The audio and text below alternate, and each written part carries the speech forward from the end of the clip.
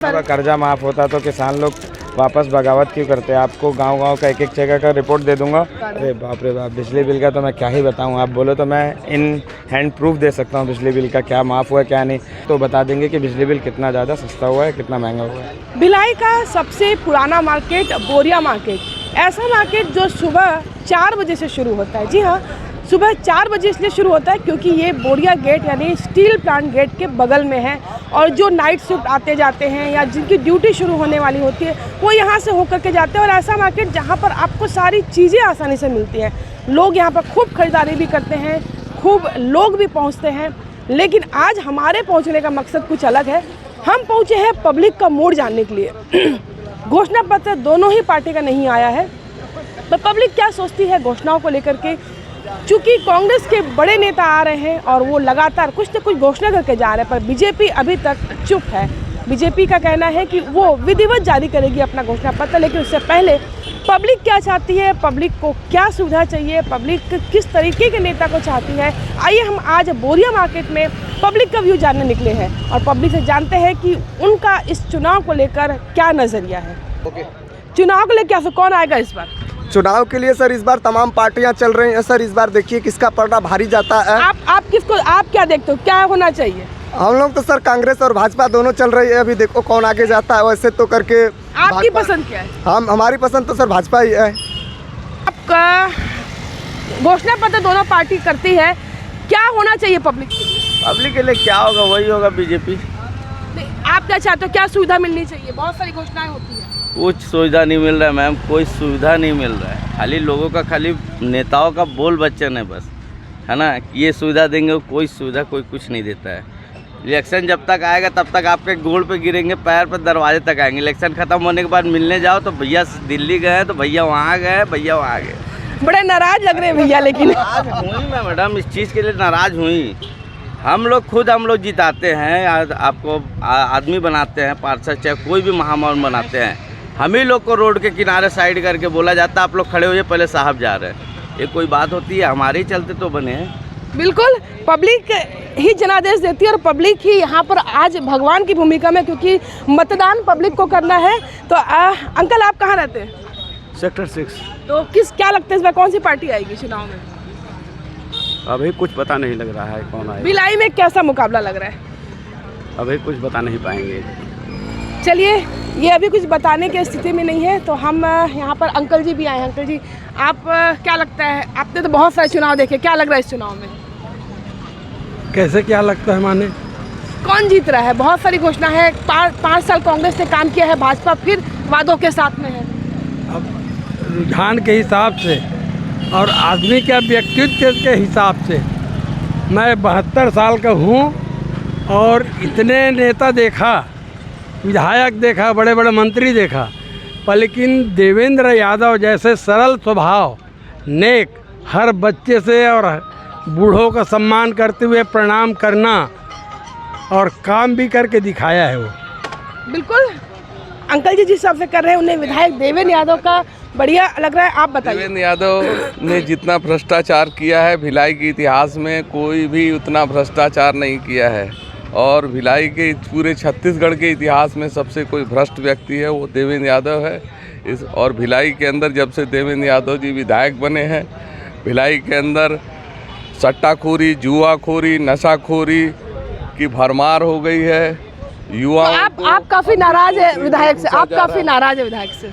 हम लोग नाराज किसी से नहीं रहते हैं। हम लोग आम नागरिक है, और ये सीधे शब्दों में कहा जाए तो ये भिलाई के लिए हमास के आतंकवादी से कम नहीं है। बहुत बड़ी बात कह दी यहाँ पर।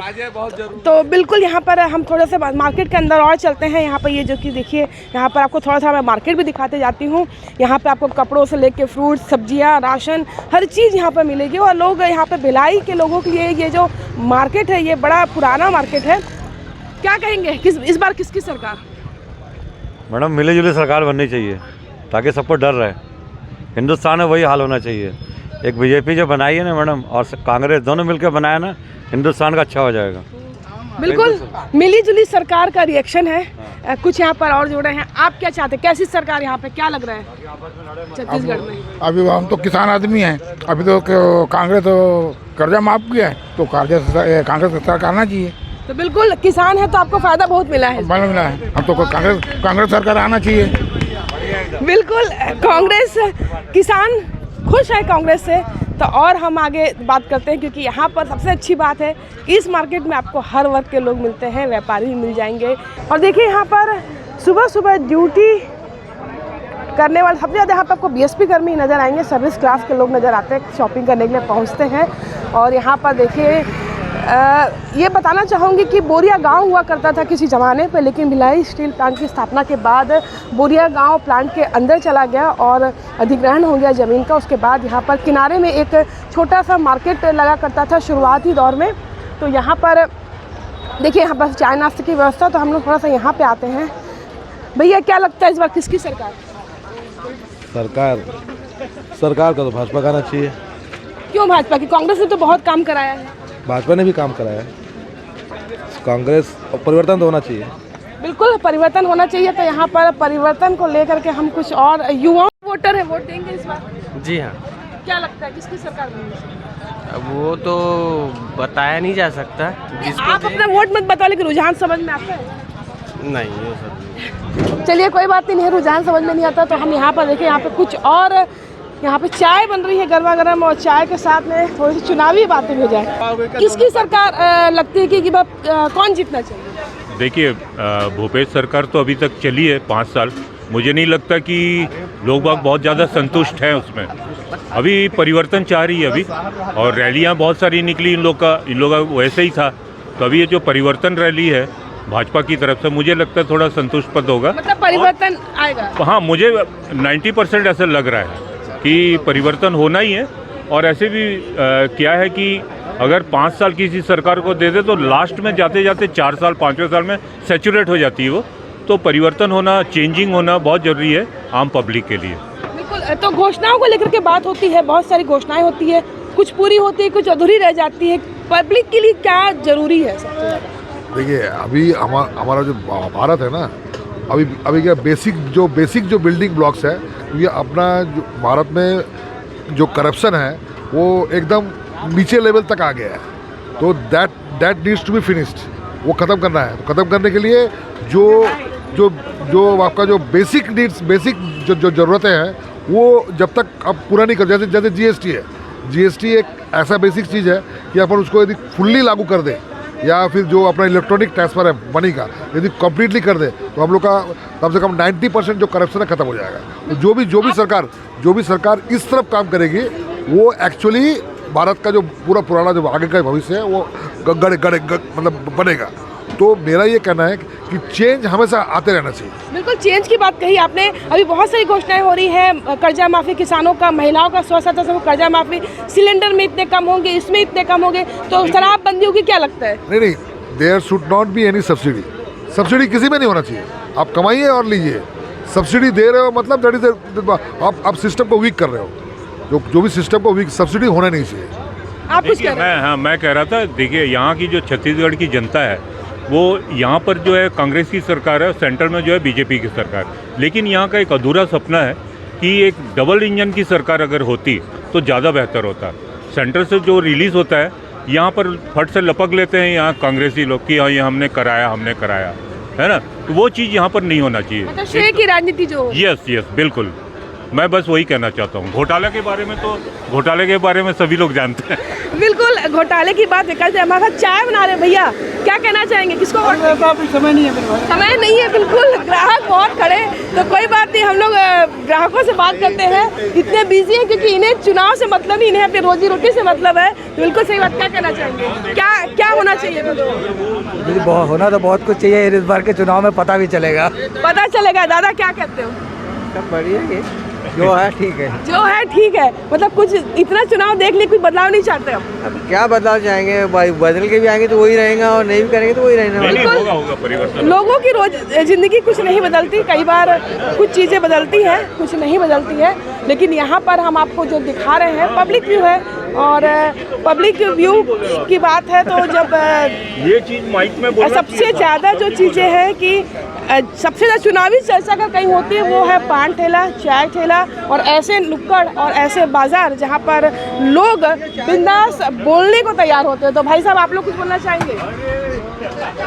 क्या लगता है क्या लाइव टेलीकास्ट है क्या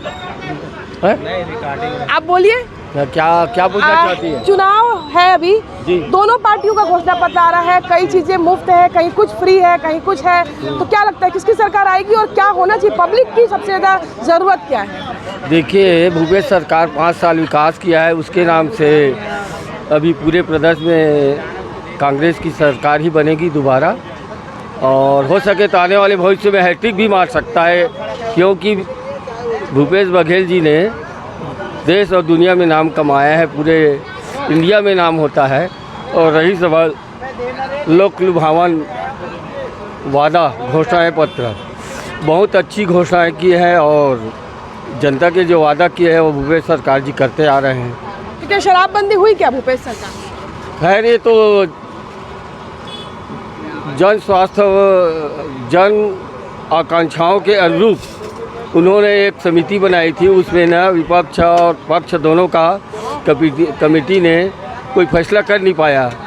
भले ही वादा किया था, लेकिन ये जो पब्लिक नहीं अच्छा, आप क्या कहते हैं? पब्लिक नहीं चाहती, दारू जैसे बंद कर देंगे तो एंड्रिंग पिक मर रहे हैं। कोरोना के समय देखो क्या क्या हुआ है, तो उस हिसाब से लोग दोनों पक्ष विचार विमर्श करके दोनों पार्टी विचार विमर्श किए हैं, उसके आधार पे दारू शराबबंदी नहीं किया गया। भविष्य में हो भी सकता है, अपने हिसाब से करेंगे काम। बिल्कुल, देखिए यहाँ पर जो बाज़ार है वो यूथ दिख रहे हैं आपको ज़्यादा, क्योंकि गारमेंट वाली दुकानें ज़्यादा हैं तो यूथ बहुत है, और ये यूथ मुझे नहीं लगता कि वोटर्स होंगे, लेकिन जो दुकानदार आप वोट देते हैं क्या चाहते हैं, विकास या परिवर्तन?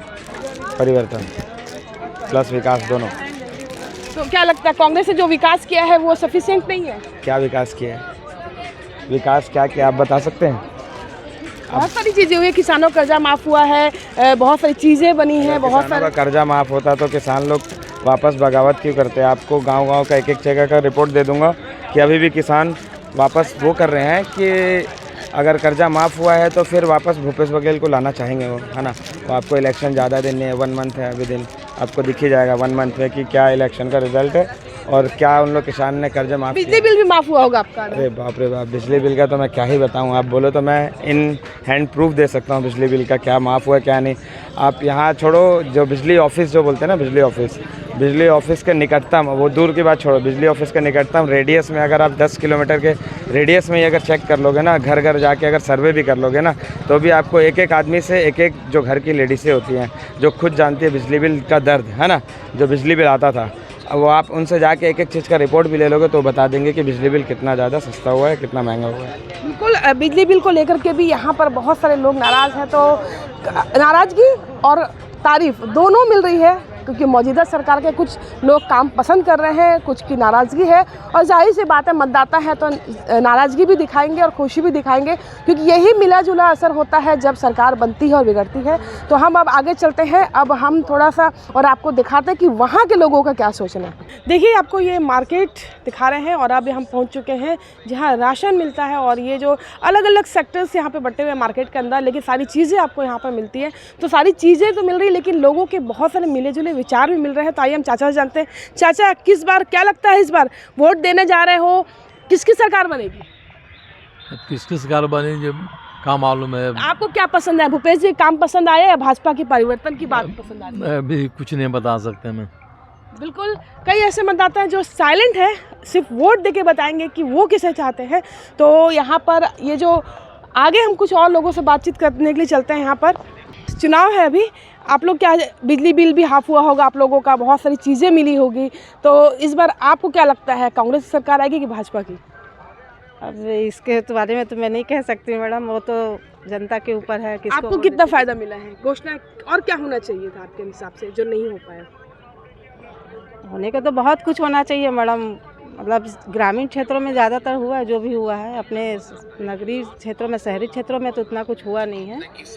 तो अब देखते हैं, अब जनता के ऊपर है, कौन किसको पसंद करता है, उसकी काम किसके कामों को ज़्यादा पसंद करता है, किसे वोट देता है, वो तो वही बताएंगे, है ना।